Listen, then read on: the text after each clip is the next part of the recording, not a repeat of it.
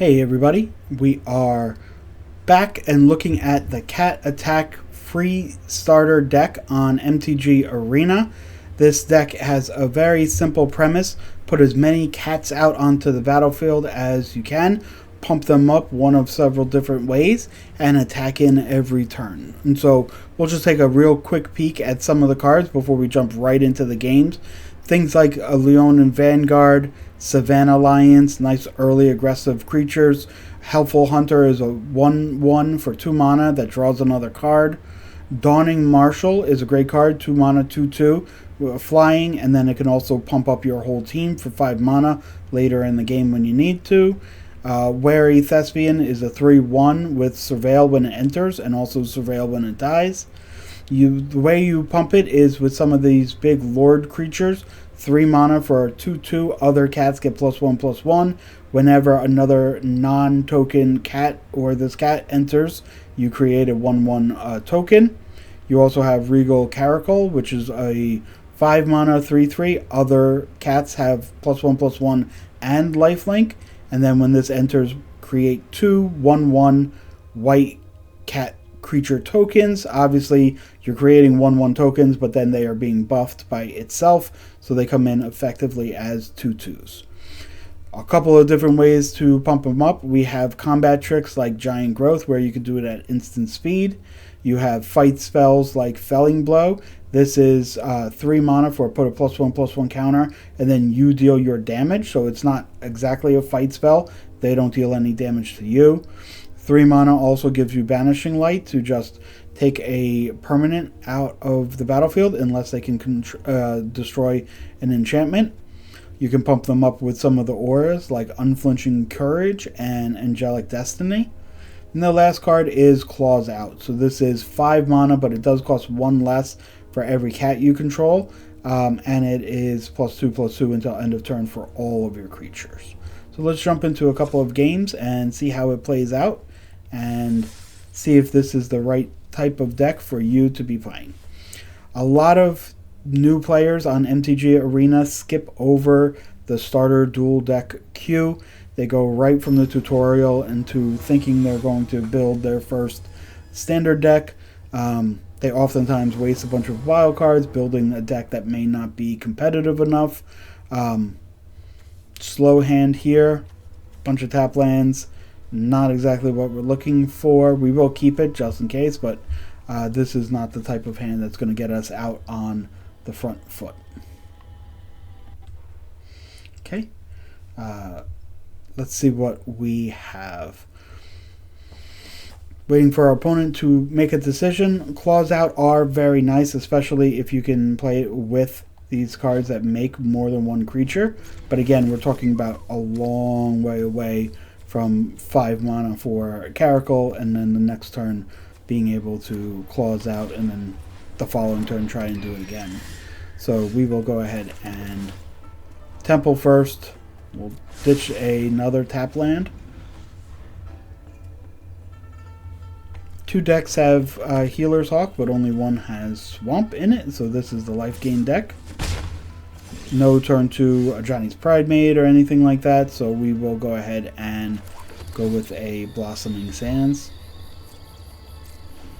If nothing changes, we will go Plains into Unicorn, and then look to draw another untapped land before we get to 5. Arena is going to be very hard to beat this early in the game. This is going to be, draw 8 cards or so. This is going to be a very tough one. But the way we get there at all is by having good fortune around when we're putting in so many creatures. So let's see if we can go ahead and keep it protected and start chipping away at the life total. Obviously, this is still going to happen every turn. And so at some point we are going to be kind of out of luck there. Okay. We will go ahead and attack in.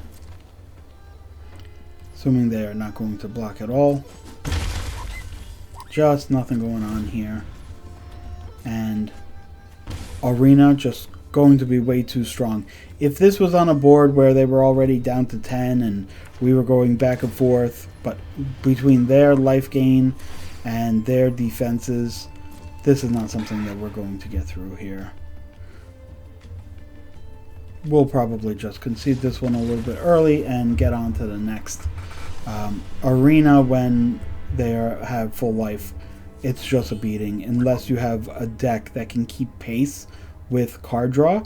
The blue-white deck might be able to do that. If you do have a couple of lands out already, you can start keeping pace, but otherwise not something that this deck is going to do. You definitely need to be on the board early, getting the creatures out. Let's see what this one brings us.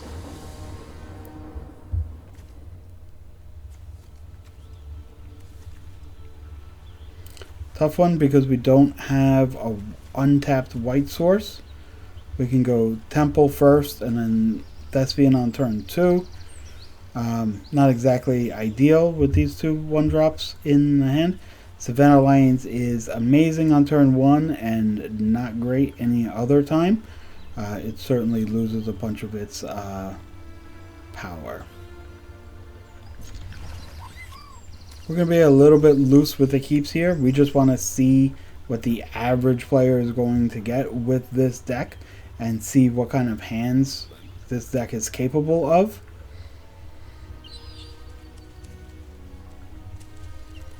We would love to see a unicorn.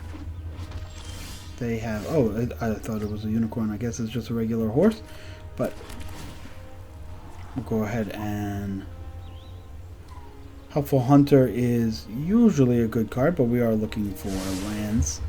So we'll go ahead and dump that right now. Okay. Wary Thespian is a decent play here. We're going to Scry. We are far away from that. Or Surveil.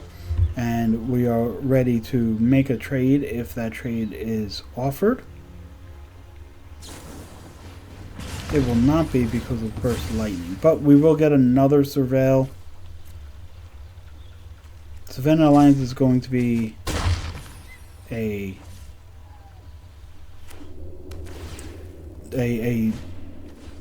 roadblock for the Cerebus, as they're not going to want to spend a lot of resources getting rid of it, but they may have to run this straight in if they don't have another removal spell.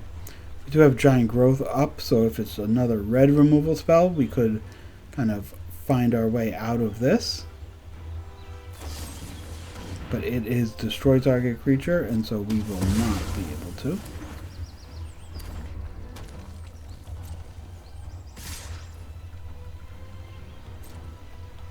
No blocks here.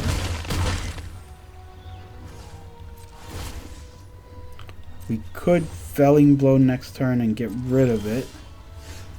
No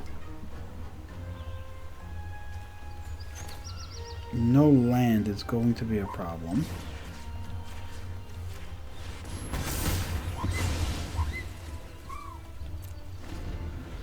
Okay, opponent has 3 cards. We're going to have to block and then hope they don't have a big creature here. We could have taken the 2 damage and tried to wait 1 turn for Savior. But we can also play Marshall and have Giant Growth up. 2 cards. As your opponent gets lower and lower in cards, the chances that they have a removal spell become lower and lower. So here they have a big creature that should be a removal spell, but I can use Giant Growth to save my guy. It is not going to be great. We could block. Do we want to block? If we block, then our opponent has a unfettered Massacre Worm. But best case scenario, we play Felidar Sovereign, get a +1/+1 counter, and then block next turn. Then Felidar Sovereign would have a 3, would also be a 3/4. I guess that could happen either way, right? So lose 2 life there. Gain 1 of them back. But now we have a 3/4 against his other target creature.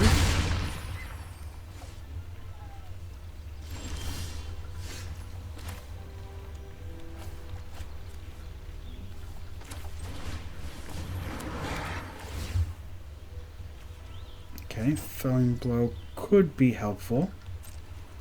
We have to, of course, not block because we're going to need to play defense. Opponent has 2 cards. They did collect a couple of cards after Massacre Worm, so they will probably have something.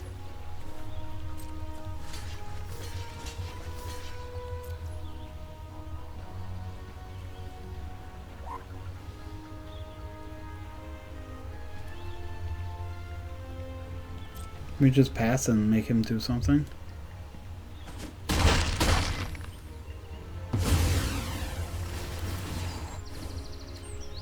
I mean, Felling Blow no longer makes sense if we don't have a creature.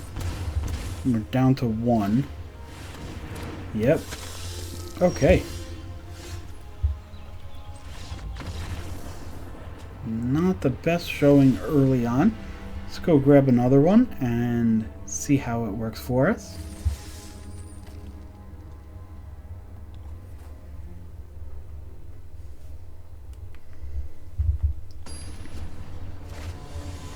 A lot of people like this cat deck. Obviously, first it is cats. It's a normal creature type that some people like, but also it looks like it's kind of has a straightforward strategy. Put as many cats out as you possibly can. It's a little bit more nuanced here when you have things like Unicorn that throws the strategy of only cats out the window. But we will go ahead and start with Thespian. We'll take a 4th land. We don't need too many lands, but we could use getting to 4 or 5. Again, black-white deck, really popular right now.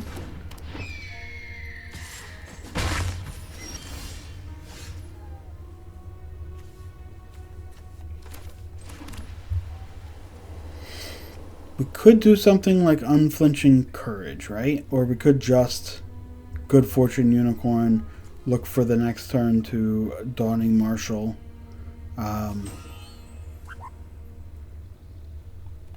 If we Good Fortune Unicorn, we do offer the trade here.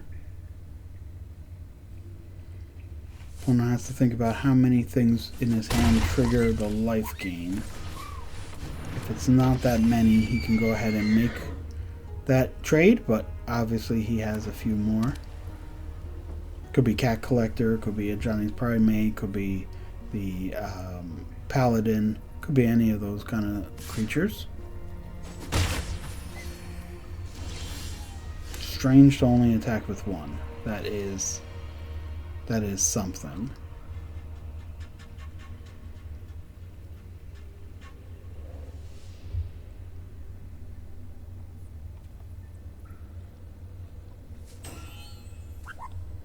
Do we just play? No, we gotta keep something up, right? Like, we offered the trade last time, he didn't take it. Let's offer the trade again. Let's see what he's gonna do. Maybe he has +2/+2 in his hand. We should have played the land.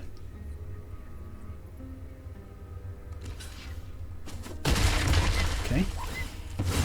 He did not. Okay, we can play that.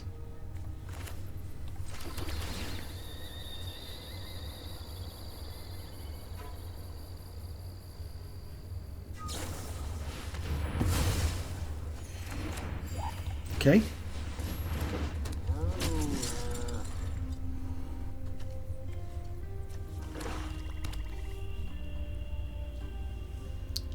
opponent must have some creatures.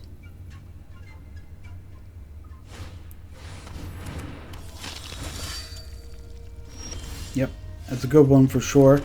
We're going to have to take to the air and hope they don't have too much more removal.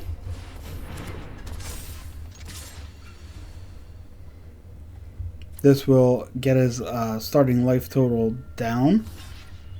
Yep, we do have trample, so that block not the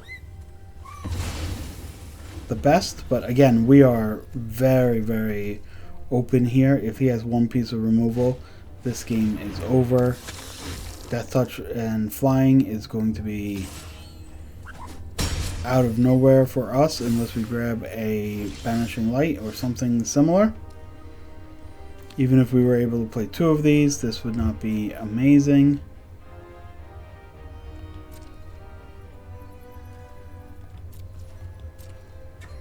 We could be ready to block. Oh no, it's got Menace. Never mind.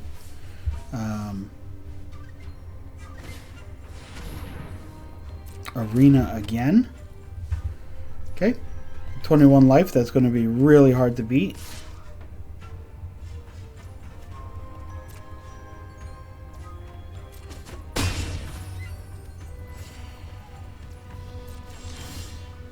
Okay. Banishing Light. If we were coming back, this would be the first way that we would do it. We have to get rid of Death Touch, because with only one creature on the board, we wouldn't be able to do anything. His card draw will eventually kill us, so Banishing Light on Phyrexian Arena long term would also be a play, but with Menace on this, oh wow. Yep. Yep.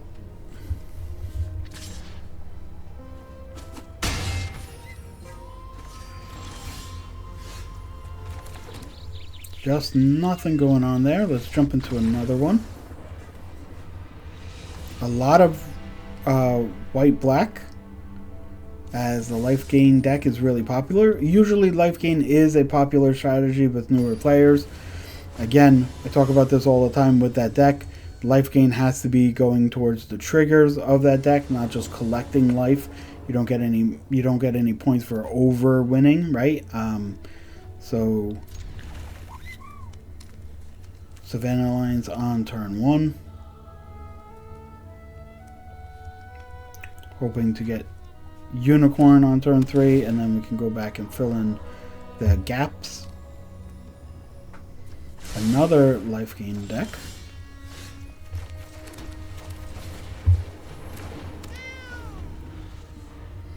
We're going to have to make a choice depending on what we draw here. So we can either be on curve here or be on curve here. I think Unicorn is a little bit more important, so we'll go ahead and do that.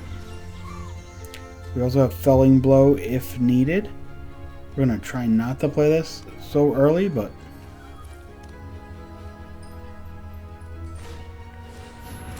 Pride Maiden. Okay. Right into get a counter. Yep, makes a lot of sense.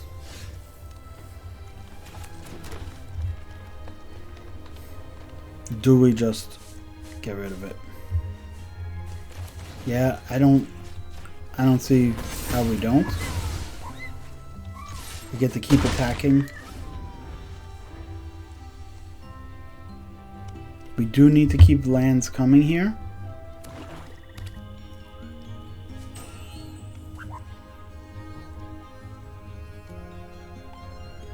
Let's see what my opponent has for 4 mana.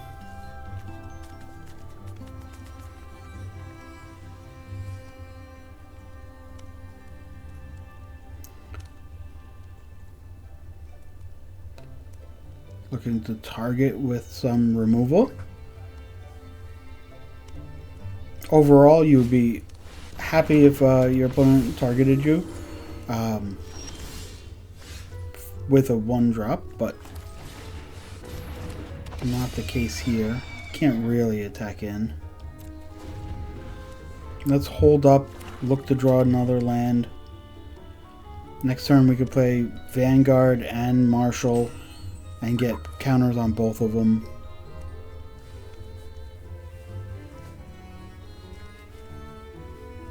Let's see what they want to do here.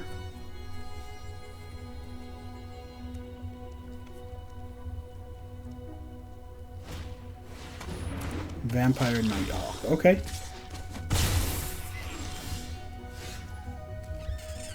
Yeah, it's a tough one to beat. I mean, we could Felling Blow it with Unicorn.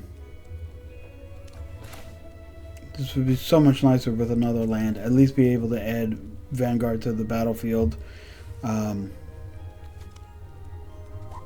know, we could play Marshall. You know what? Maybe we do that next turn. Maybe we play Vanguard, get the counter, play Marshall. It's a 3/3, and they're going to have to make a choice with what they can do. We'll go in there with Savannah Lions. So right now, I mean, it's an attack with only Nighthawk, right? He holds this one back because we have the 3/3. We don't know what kind of cards he has, if he has removal or not. It wouldn't be crazy if your opponent had thrown this away on an attack. He's already gotten most of the value if you went ahead and attacked with both. Okay. Here, again, just the problem of playing off axis is you just don't have a 1-drop and Felling Blow now that you have 4 mana, right? So it's one or the other. We can definitely attack him with Savannah Lions. If we put a +1/+1 counter on it, then we would not mind losing it, right? So let's play Sovereign. Okay, we do have to sacrifice something, and it's going to have to be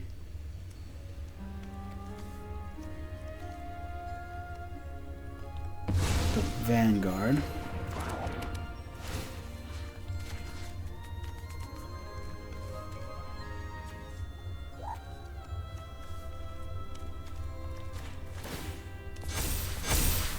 Okay, we attack with just the Savannah Lion. 3 power. If they go ahead and put both Overseers against it, that's a fine trade. We, of course, would love to if he used Vampire Nighthawk. Okay. That is something. An untapped land next turn lets us do 2 things in the turn. If we don't get an untapped land, if we either get a tap land or yeah, not good. We do have Felling Blow, and this is protection from, or hexproof from instants. This is a sorcery speed spell. We could take a risk and do Helpful Hunter and see what we get. Or we can just go ahead and look to get rid of it right now.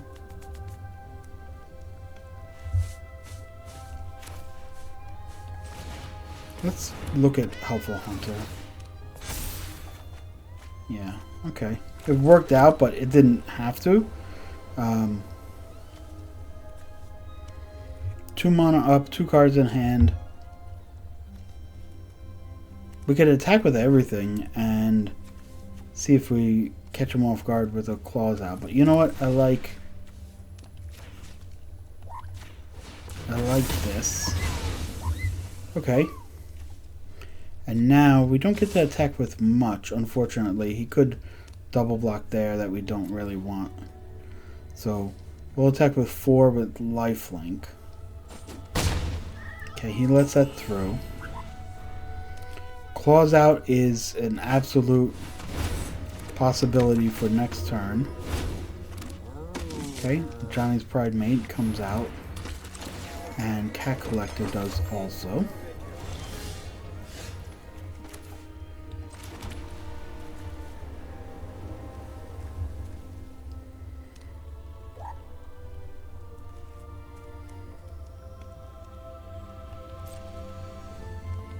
So swing in with everything. Let's see if he trump blocks or makes really big time blocks.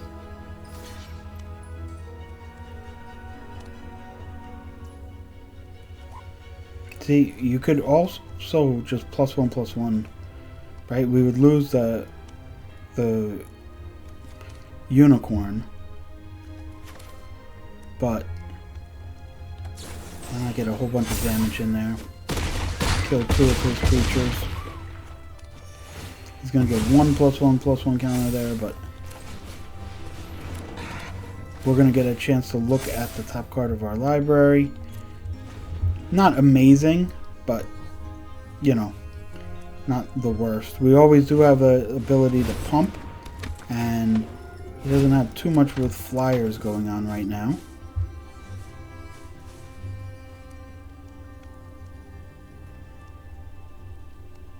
He has the ability to double block and to kind of, you know, lead the game blocking. What is this attack? Okay. It was a concession attack. Okay. That attack did not make a lot of sense there. Especially with our life total. That was not something that is normal, but I guess if the opponent is going to concede anyway, you might as well have a little fun on the way out. Let's see what the next one brings.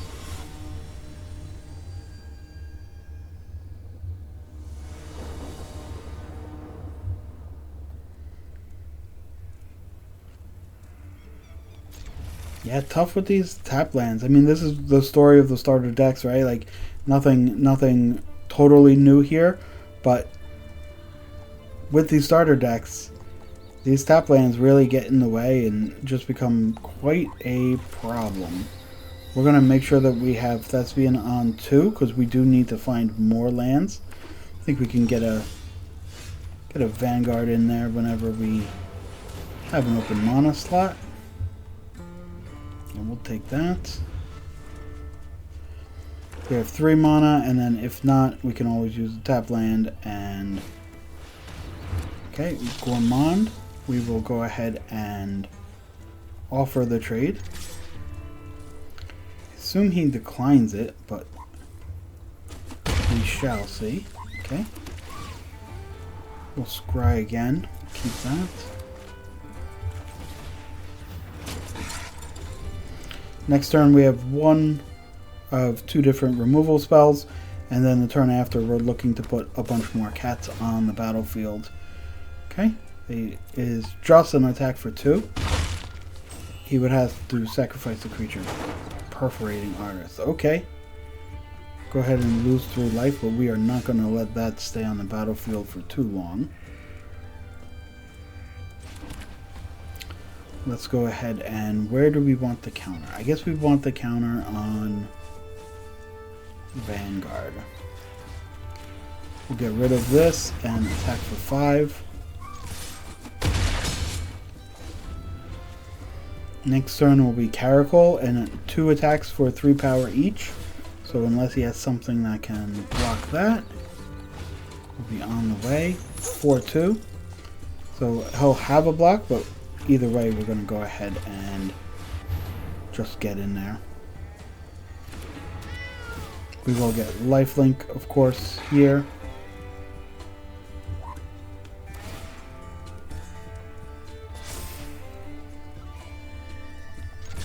He is incentivized to block.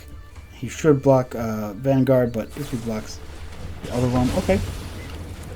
They shrink, but a block here still is a trade.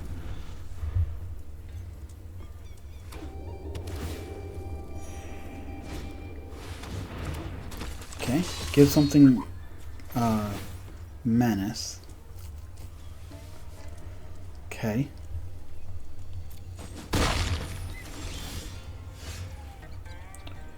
Felling Blow. Well, I think we're going to cast the Hunter. Either way, let's draw a card and see what we have. We have a removal spell for next turn. Right, so we attack for 6. If they leave back one blocker, they're going to not have a good time here. But they do need to do two things. Yep.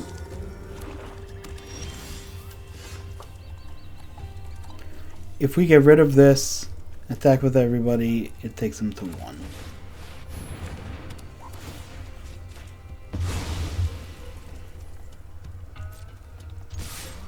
We'll get a Surveil. We do have 3 creatures. We'll take a closeout. You know what? I guess that's a mistake, right? No reason to have closeout. If we get in for a hit, we get in for a hit. If we don't, we don't, right? Like, the closeout is not making a difference here. So that should have been a push.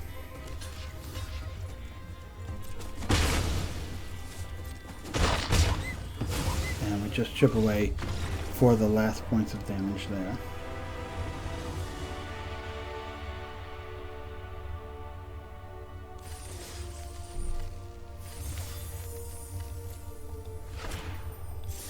So let's take a look at this deck and talk about it, right? So it's not my favorite deck. I don't think that it is on par with some of the better top tier options like the life gain deck, like the Flyers deck. It has the idea of putting out as many cats as possible and then pumping them up. But you're only pumping them up for the whole team with 2 permanents, right? You do have a couple of copies of Claws out. It does give +2/+2. It doesn't give trample, doesn't give any kind of evasion. So while it is good for a damage boosting spell, especially if you can play it for 2 or 3 mana, it gives you something, but it's not giving you what you really want. I think it is in the lower half of power level of the deck. It does have a decent amount of removal with Banishing Light and Felling Blow. That's great, but the rest of the removal, sweet, like Giant Growth and Cats and Claws out, it really depends on your opponent to decide to make the block or not. That's not something you want to do. You don't want to put your the control of the attack on your opponent, right? Whether it becomes profitable or not. Also, while all of the decks have these 9 tap lands, an aggro focused deck gets punished by the tap part more than anyone else, right? And so while the black-white deck gets a bonus for having the life gain on the tap land, we don't, and we only get this 1 life. But playing things like Savannah Lions, Leonin Vanguard, even Wary Thespian a turn slower because you have some tap lands is just not something this deck can kind of overcome. So leave a comment below if you find a lot more success with this deck than I do. It's not one of my personal favorites. It's not one that I really recommend unless somebody really has an affinity for cats and just really wants to play it flavor-wise, or they really love either a Rabo or the Regal Caracal. Maybe they have that as a commander or a brawl commander, and they just want to build this deck as they're, getting ready to play those more advanced formats. But as it is, it's not one that I really recommend for most new players, but it is one that you can get a lot of creatures out, learn to attack and block with, make your choices, have your have a variety of cards, your instants, your sorceries, your enchantments, your world enchantments, they used to be called, where you're not specifically enchanting a creature. Now we call those auras. So it's a good learning deck. I hope everybody checks it out, but it's not one of my personal favorites. Again, comment below if it is one of yours, and maybe I'm missing something that takes it to the next level. But you could also go ahead and like the video. You feel free to subscribe to the video. We post 3 times a week, Monday, Thursday, and then a bonus video on Saturday. And if you'd like to take your support to the next level, we now offer channel memberships. When you sign up for a channel membership, you get exclusive member-only videos, member-only polls. You also get invited to a member-only Discord so that we can kind of build this community, have a chat room where we could talk about decks, talk about other things related to Magic, together, right? Because this is not something where I'm just doing it for myself. We're doing this as a community. We're learning these decks, and we're hopefully growing in our playstyle. So if you'd like to join that members-only Discord, please click the join button underneath here. It'll take you to a sign-up page. If you want to go ahead and join there, you get all the benefits of YouTube membership, including member-only videos. So until next time, have a great day, and I'll talk to you soon. Bye, everybody.